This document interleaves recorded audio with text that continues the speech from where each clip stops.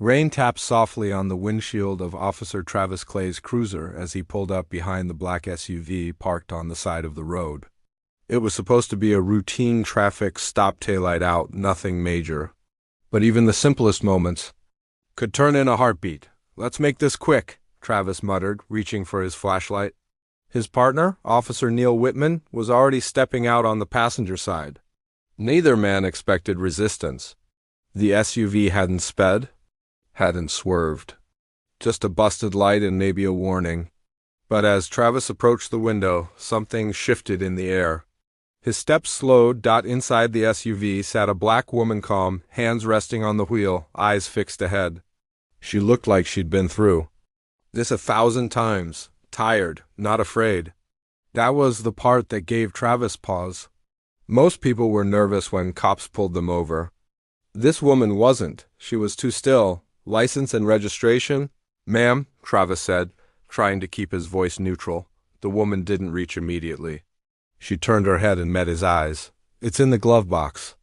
"I'm going to reach for it now, slowly," she said. Her voice was measured, practiced. Travis gave a short nod, but his fingers brushed his holster anyway. In the passenger seat, Neil shifted, eyes narrowing. The woman's hand moved deliberately, no sudden movements, nothing reckless, but Neil's fingers twitched. He didn't like it. Something about her felt different. That's when it happened. A loud thud echoed through the silence. Something heavy dropping in the back seat of the SUV, maybe a laptop, maybe a purse, but Neil reacted first. His hand went for his weapon. "Gun!" he shouted, not even sure if he saw one. The street lit up in flashing red and blue. 2 shots rang out. Glass shattered. The SUV rocked from side to side as its rear window exploded. But the woman, she didn't scream.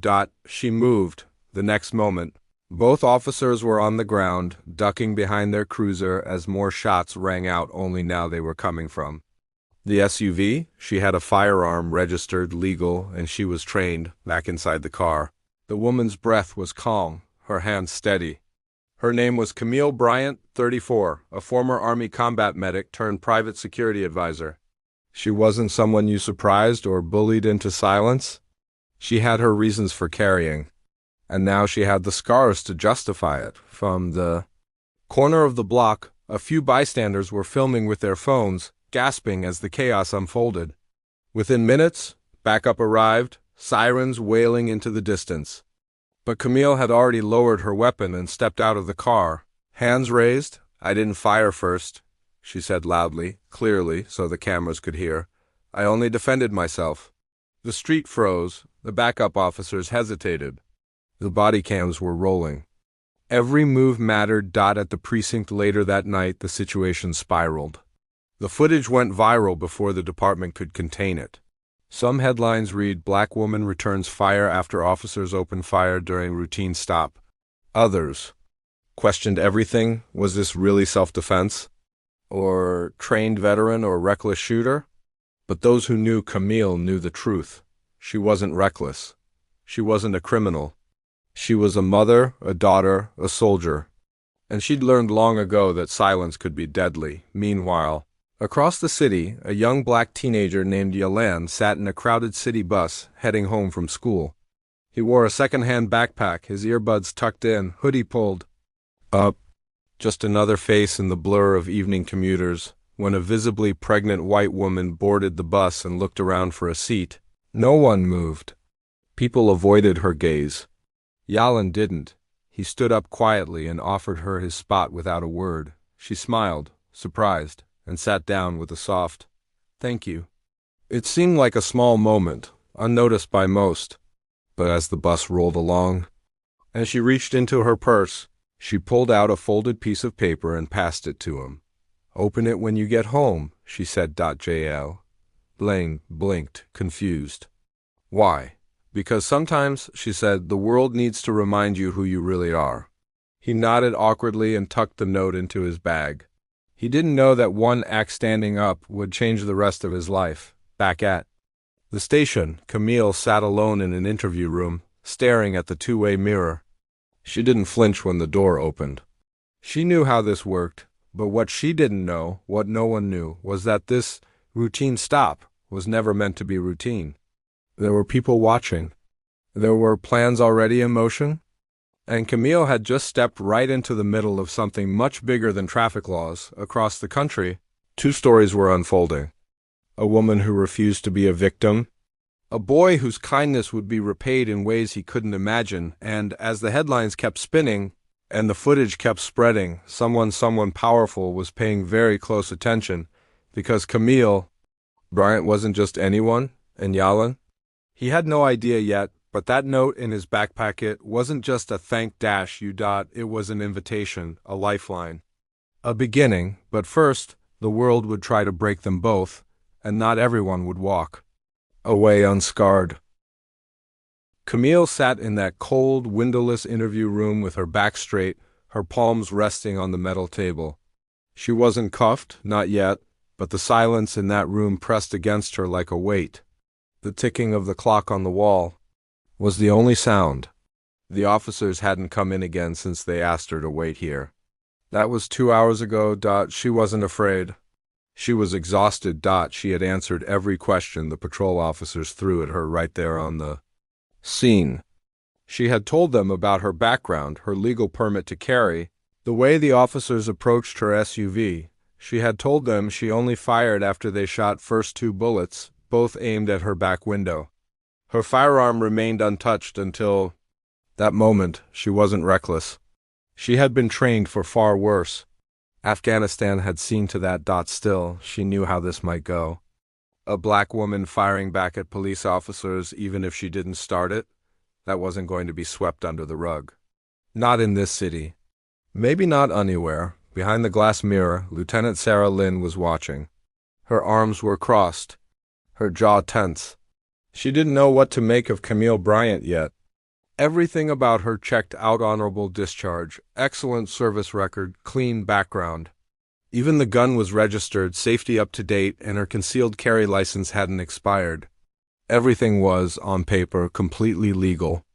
But the headlines were already out there, and the footage had its own story. One clip in particular was playing over and over on social media. The moment Camille stepped out of the SUV with the gun in her hand, set it gently on the ground, and raised her hands while glass glittered in her hair. The look on her face wasn't anger. It was something deeper, disappointment maybe, or just bone-deep fatigue. Outside the police station, people were gathering. Protesters held signs. Some wore shirts that read, "Say her name," and "Justice," or "Camille." Others just stood in silence, waiting for someone to explain how another routine stop had nearly become another tragedy. But this time, the narrative was complicated. Camille didn't run. Camille didn't panic. Camille was the one who returned fire and survived. And she wasn't backing down. Meanwhile, across town, Yalan finally reached his apartment. The building wasn't much old paint peeling from the railings, a flickering light in the hallway, but it was home. He opened the door slowly so he didn't wake his little sister. His mom was working the night shift at the hospital again. He dropped his bag by the couch and pulled out the folded paper the woman on the bus had given him. It felt strange even holding it. Who writes notes like that anymore? He sat down, turned on the small lamp beside the couch, and carefully unfolded the paper. Inside were 4 words, written in neat handwriting. "You remind me of him." That was it. Jal Ian blinked, confused. Who? Why? There was nothing else, no name, no contact info. Just that single, cryptic line. He almost tossed it aside. But something about her expression on the bus, the warmth, the way she looked at him like she knew something he didn't, it stuck with him. Yalan wasn't used to people noticing him like that. Most of the time, he kept his head down, made it through the day and didn't draw attention, but this felt different, like the start of something. The next morning, the news was everywhere. Camille Bryant's name was now trending. Talk shows debated her actions. Some called her a hero, standing her ground against unjust force. Others weren't so generous. Jalen watched the news unfold on a small screen in the school library between classes. He didn't know Camille, had never heard of her before, but her face, the calm way she looked into the cameras after it all somehow felt familiar. Not her personally, but the fight behind her eyes. Like she'd been carrying something for a long time and was finally done hiding it. In a classroom down the hall, Jalen's teacher was watching the same footage on her phone, her brow furrowed. She had known Camille back in high school. They hadn't spoken in years, but when she saw Camille's face on the screen, memories came rushing back. Football games, our OTC drills, late-night study groups. Camille had always been strong, quiet, focused, never one for drama. But she wasn't the type to be messed with either. Now she was all over the national news. Back at the precinct, Camille was finally brought into an official meeting with a representative from the department and a woman in a dark gray suit who introduced herself as Agent Monroe. No agency badge was shown, no real explanation of her presence. Just a quiet confidence and a cold stare. Agent Monroe didn't ask about the shooting. She didn't ask about Camille's background. Instead, she said, "Do you still have access to the data packet from your last contract in KU?" Camille froze. She hadn't heard that name in almost a year. "I didn't come here to talk about Ukraine," Camille said, her voice low. Monroe smiled faintly. "I didn't ask what you came here to do. I asked a question." Camille didn't answer. Because now it was clear the shooting, the timing, even the sudden silence around her. Case it wasn't random. Something was moving behind the scenes. Something bigger than a traffic stop. Across town, Yalen walked out of school with the note still in his pocket. The words echoed in his mind. "You remind me of him, but who was him?" He was so lost. In thought that he didn't notice the sleek black car slowly pulling up alongside him. The tinted window rolled down and a familiar voice spoke. "Hey, you're the kid from the bus?" said the pregnant woman from yesterday, now looking much more alert, less weary. "You got my note, right?" Yalen nodded, stepping cautiously toward the car. "Yeah, I don't really understand it, though." "You don't have to. Not yet, but you will," she said softly. "Listen, I need to ask you a favor." Yalen hesitated. "I can't explain everything here," she said, glancing around. "But someone is going to come looking for you. Someone who's been watching people like you for a long time. When that happens, don't run. Just listen. It could change everything." He opened his mouth to ask what she meant, but she was already rolling up the window. The car pulled away, disappearing into traffic, leaving Eileen staring after it. Heart pounding. He had no idea what was happening, but he was about to find out, and somewhere, watching them both from a screen that neither of them knew existed, someone whispered into a headset, "Target 1 made contact. Phase 2 is live." Camille stepped out of the precinct that evening, her body tired but her mind sharper than ever. They had let her go for now. No charges, no formal statement, just a warning that the investigation was ongoing. The moment she stepped past the gates, camera flashes exploded around her. Reporters screamed her name, protesters cheered, others whispered. But Camille didn't stop. She kept walking, her coat pulled tight around her shoulders. Her silence spoke louder than anything. She could have said she didn't go home. Not yet. Home wasn't safe anymore, not after Agent Monroe's visit. The mention of Kay wasn't casual, it was a message. Someone was reopening things that had been buried deep. That mission, that data Camille had risked her life to smuggle it out, what she'd found back then had terrified even her. But she'd thought it was over. Now, it was crawling back. She ducked into an alley, took the stairs to the basement apartment she used during her contracts. It was dusty, untouched in months, but secure. No one knew about it.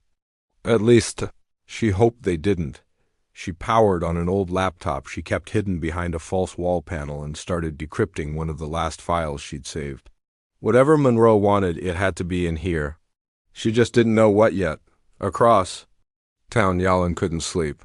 The note, the strange car, the woman's warning, it all played over in his mind like a loop he couldn't escape. Who was watching him, and why? He was just a high school kid? He wasn't special. He didn't come from money. He wasn't connected. He had good grades, sure, helped out at home. Took care of his little sister when his mom worked overnight, but he didn't know anything that could possibly matter to someone powerful. Still, the woman's words had weight. She hadn't looked scared. She looked certain. Like she already knew what was coming. The next morning, Yalin tried to shake it off and go about his day like normal. But at school, strange things started happening. His homeroom teacher, who usually ignored him, pulled him aside and asked about his plans after graduation. A counselor he'd never seen before showed up and asked to speak with him privately. Said she was part of a new opportunity program for gifted students, but she wasn't from the district. Her badge looked official but off. Her questions didn't sound like school questions. Do you feel like people see your potential? She asked, smiling too wide. Jal, and just stared. I guess, why?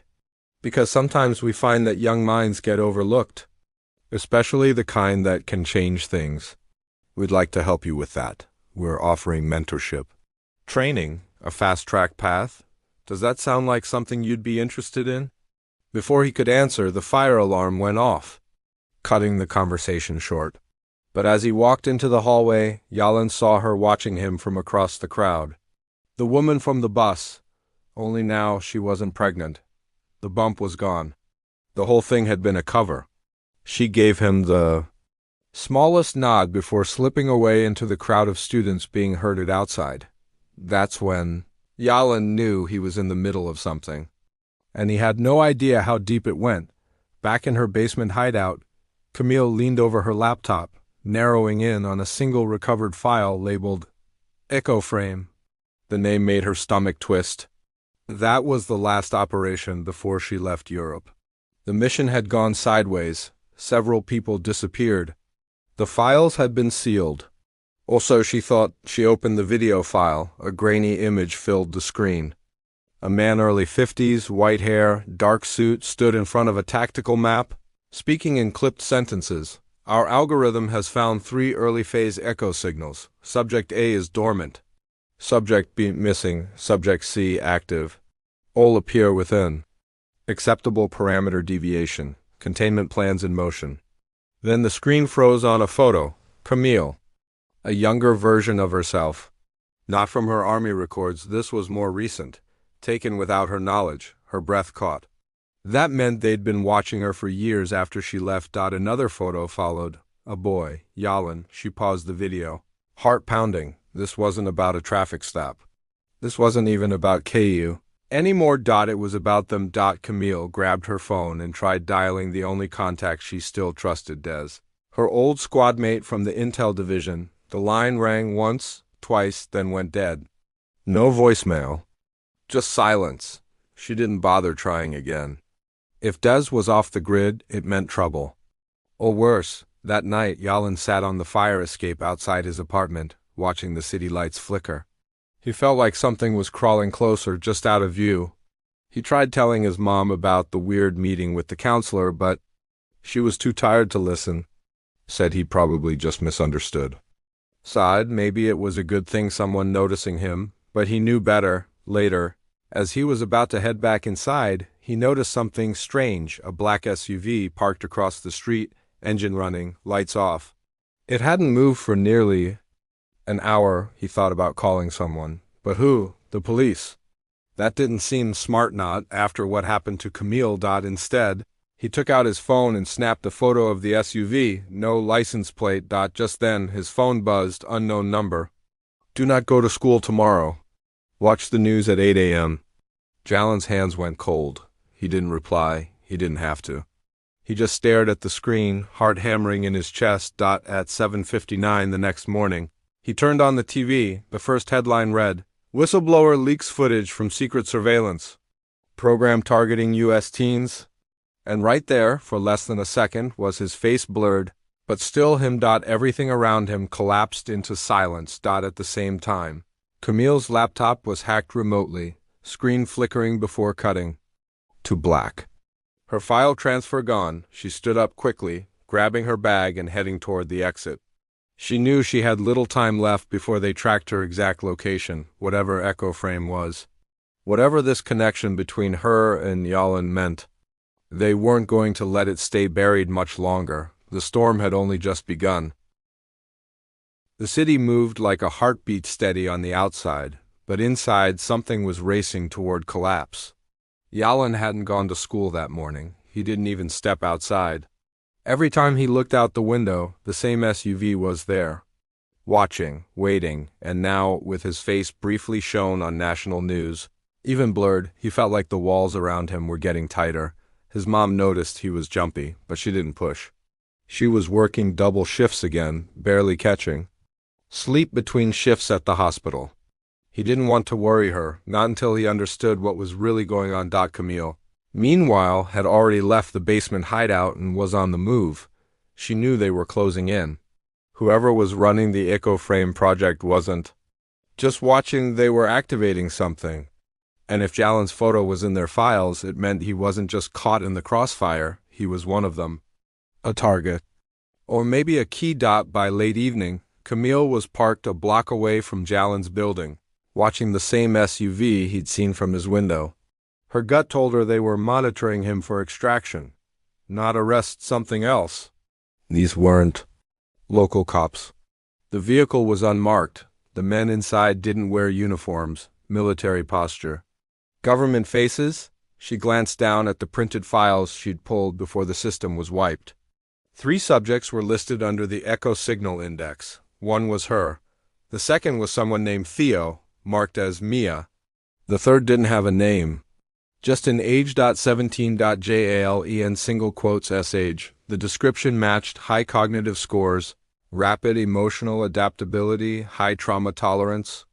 Camille had seen those traits before in Black Ops recruitment files, not school records. What EcoFrame had done, it had cataloged people, weaponized their personalities, their patterns, even their pain.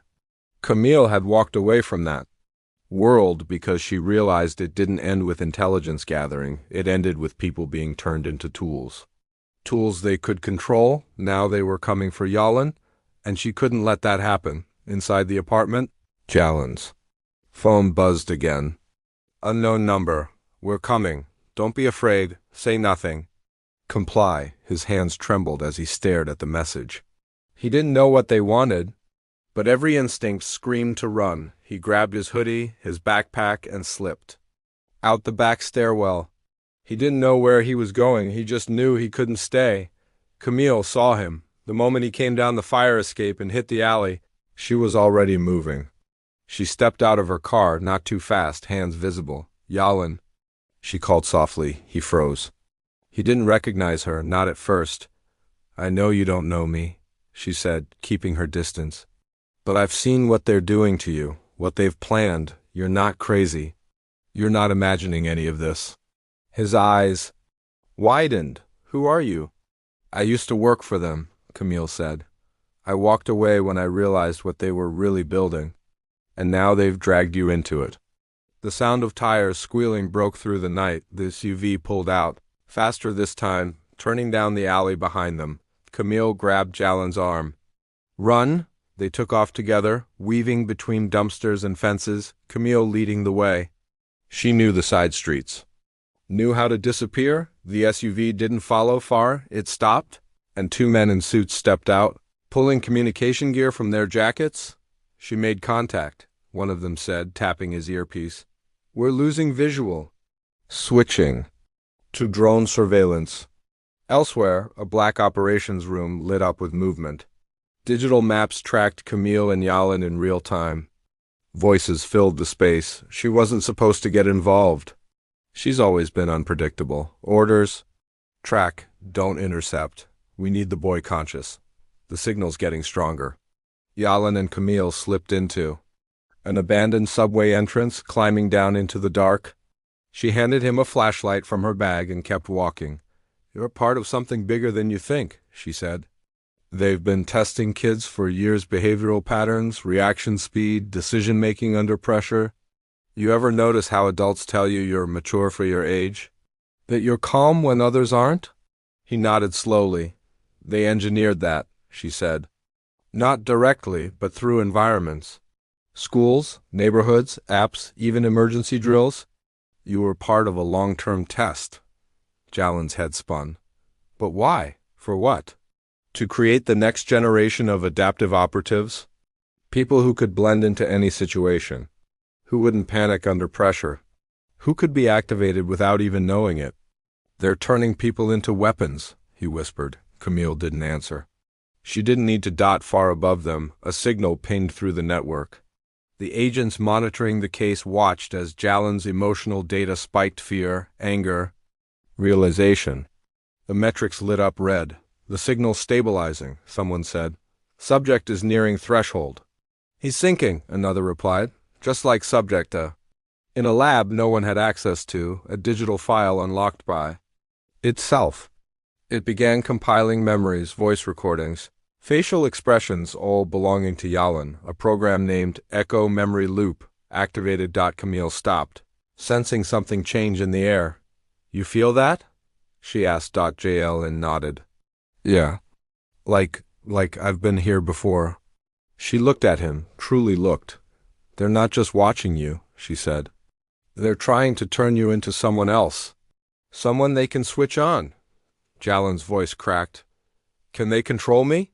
Not yet, Camille said, but they will, unless we break the signal. Where do we go? There's a man who can help us, she said, but he's off-grid. And they'll try to stop us before we reach him. Jalen took a breath. Then let's move. Outside, helicopters were beginning to circle. The city didn't know it yet, but something was happening beneath its feet.